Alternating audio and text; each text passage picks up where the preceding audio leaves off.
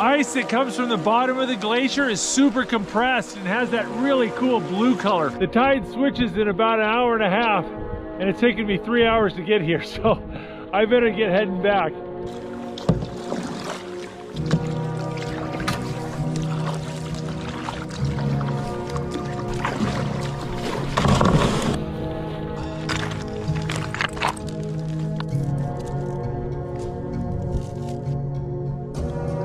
I know I'm hungry when I'm double fisting it.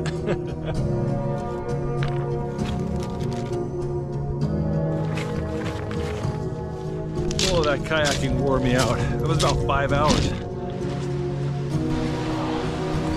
Well, it's almost dinner time and I got some bread dough left over, so I think I'm gonna make a bushcraft bread oven.